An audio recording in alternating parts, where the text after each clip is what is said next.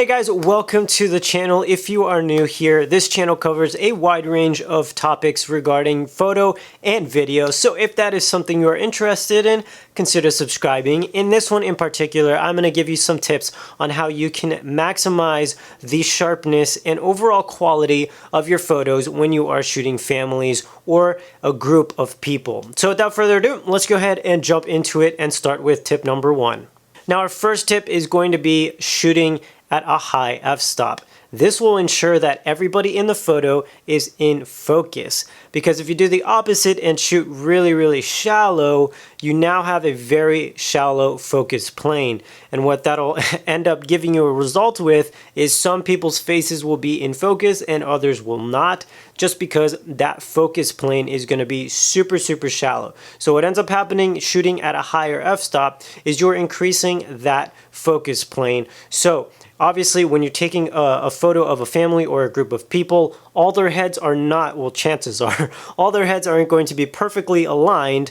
So you're going to have to widen your focus plane to ensure that every one of those faces are in focus. Another really important tip that I feel a lot of people forget is making sure you can see everybody's face from your point of view. So what I usually try and get in the habit of doing is, as soon as I lift the camera to my face to look through that viewfinder, I take a quick scan, make sure we can see everybody's face, and if we can't, it's a very simple fix. You know, usually you will have the shorter people in the front, taller people in the back, and then you would essentially have their heads staggered so that you ensure that you can actually see everybody's face. So before you snap that photo, make sure that's something you kind of keep in the back of your head, just to quickly glance over and scan over everybody's face to make sure that they're all going to be in the photo.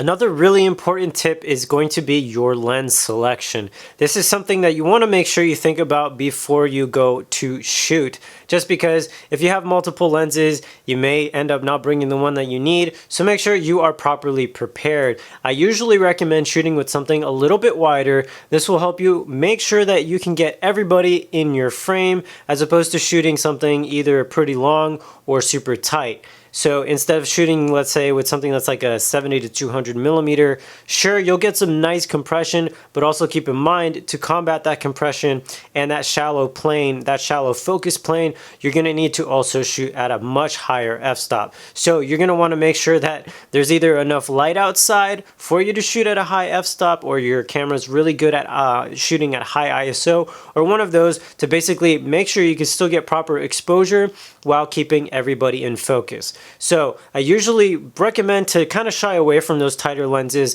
and stick with something a little bit wider.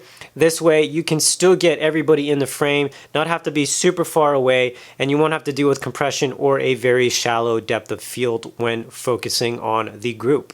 Now, nobody likes photos when a lot of the people in the photos are squinting, so make sure you shoot away from the sun. A lot of people, I noticed, may shoot directly in the sun, and what I mean by that is you're having the subjects, the people that you're photographing, facing the sun. This is a huge no-no because it makes everybody squint because it's too bright for them. So I usually recommend having the backs of your subject facing the sun, or at the very least, maybe the sun at a 45-degree angle or so. So this way they're getting a little bit side lit, but definitely not going to be squinting because the sun's right in front of them. You'd be surprised how many times I've seen this. You've probably seen it yourself, so just kind of keep that in mind. Even having them backlit could create some really beautiful images, simply because the sun will act as a rim light, and then you can boost up all your settings to get that proper exposure on the front side of them to kind of balance out with that backlight from the sun. And last but not least, shoot at a somewhat high shutter speed and shoot often.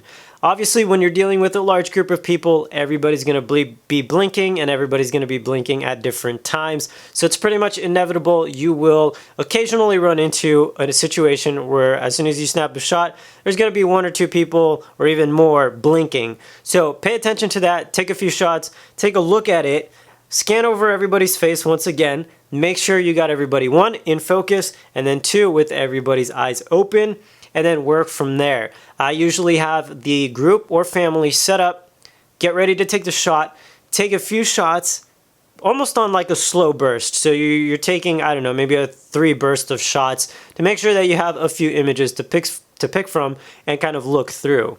Sometimes you'll nail it on that first burst, sometimes you won't, but at least you'll have a few images to pick from to make sure that you can capture everybody with their eyes open.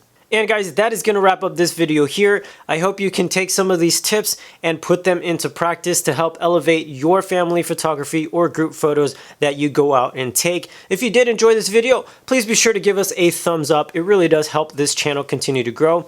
And as always, thanks for watching, and I will see you all in the next one.